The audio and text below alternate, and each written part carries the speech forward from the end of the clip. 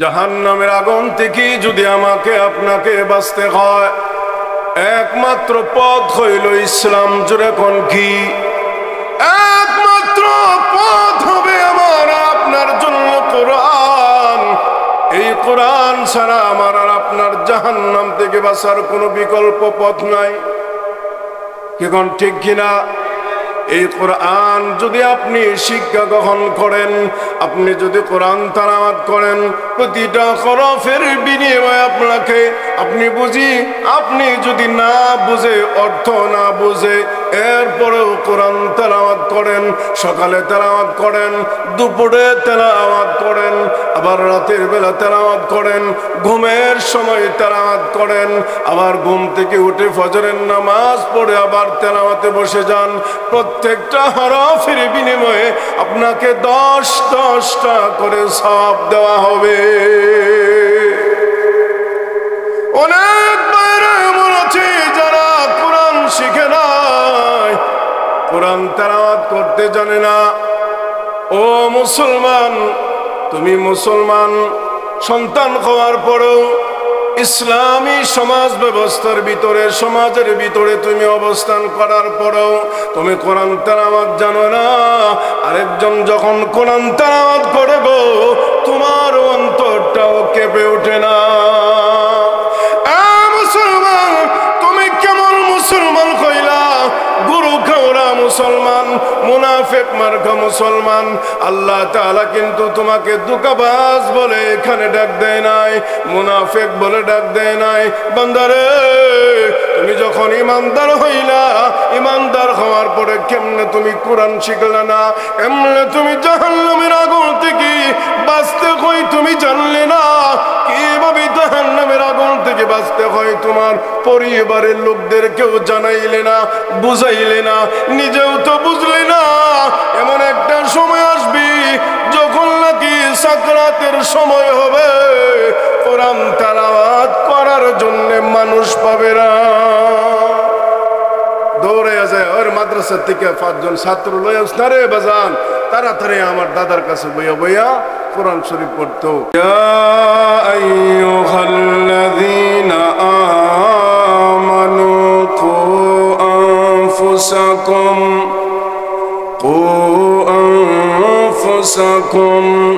ওয়া আহলিকুম নারা।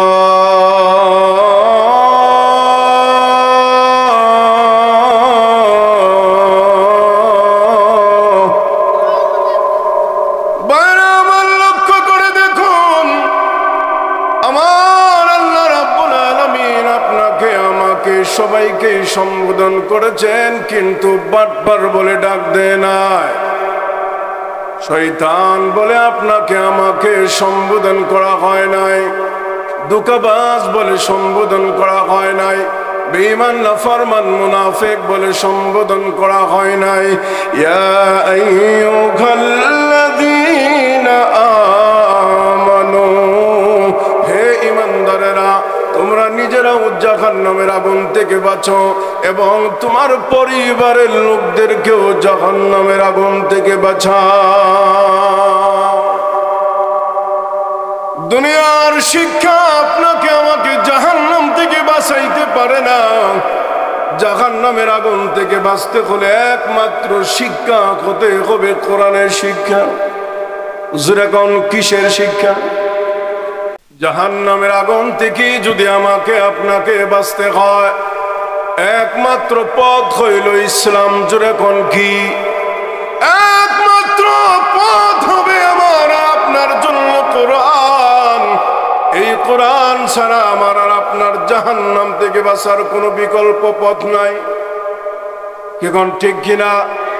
এই কোরআন যদি আপনি শিক্ষা গ্রহণ করেন, আপনি যদি কোরআন তেলাওয়াত করেন, প্রতিটা হরফের বিনিময়ে আপনি যদি না বুঝে, অর্থ না বুঝে, এরপরেও কোরআন তেলাওয়াত করেন, সকালে তেলাওয়াত করেন, দুপুরে তেলাওয়াত করেন, আবার রাতের বেলা তেলাওয়াত করেন, ঘুমের সময় তেলাওয়াত করেন, আবার ঘুম থেকে উঠে ফজরের নামাজ পড়ে আবার তেলাওয়াতে বসে যান, প্রত্যেকটা হরফের বিনিময়ে আপনাকে 10-10টা করে সওয়াব দেওয়া হবে।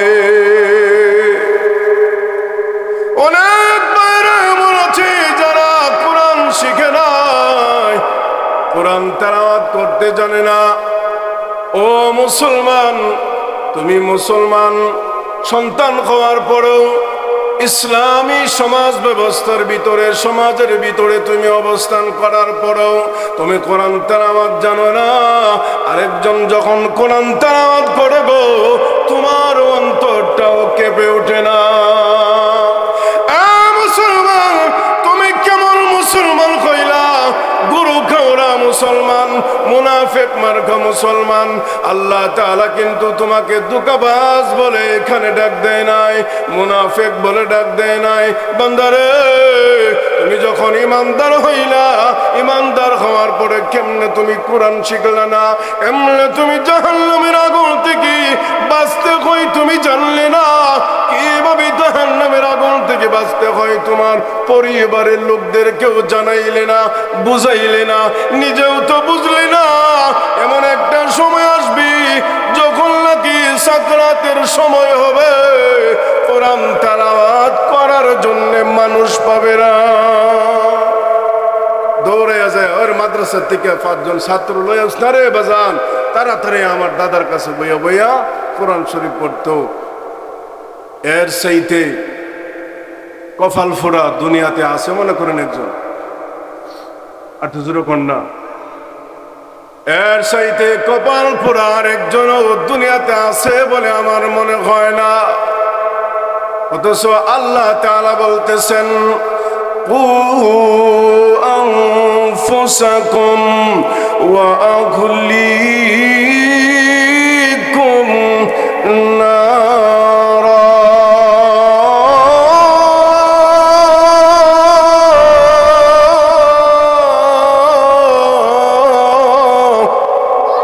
আল্লাহ তাআলা বলেন, তুমি নিজেও জাহান্নামের আগুন থেকে বাঁচতে হবে, আর তোমার পরিবারের লোকদেরকেও জাহান্নামের আগুন থেকে বাঁচাইতে হবে। ও সাদা দাড়িওয়ালা মুরব্বী বাবারা, আপনাকে লক্ষ্য করে বলি, আপনি আল্লাহু আকবারের আযান শুনে দৌড়াইয়া মসজিদের দিকে যান, কিন্তু খবর আসেনি আপনার 30 বছরের যুবক সন্তান নামাজ পড়েনি। কি কোন ঠিক কিনা? ও চাচা, ও আব্বাজান, আপনি কি লক্ষ্য করে দেখেন না আপনার যুবতী বেটা পর্দা পশিদা করে স্কুলে যায় না?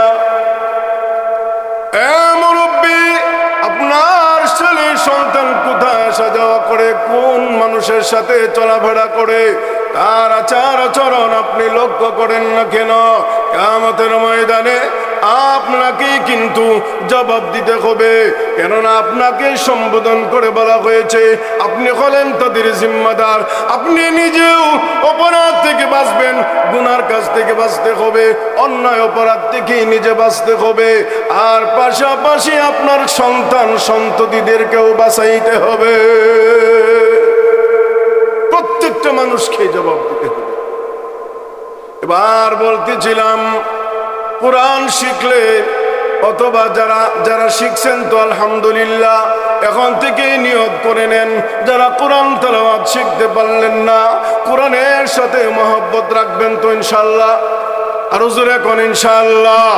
কোরআনের সাথে যদি আপনি মহব্বত রাখতে পারেন, এমন একটা সময় আসবে তখন নাকি আপনাকে এই দুনিয়া থেকে বিদায় করে যাবেন। সাকরাতের সময় যখন আপনি বিদায় হয়ে যাবেন, এই দুনিয়াতে কোরআন শরীফ আপনাকে সহযোগিতা করবে, আর পরকালেও যখন নাকি আপনি জাহান্নামে যাইতে হবে।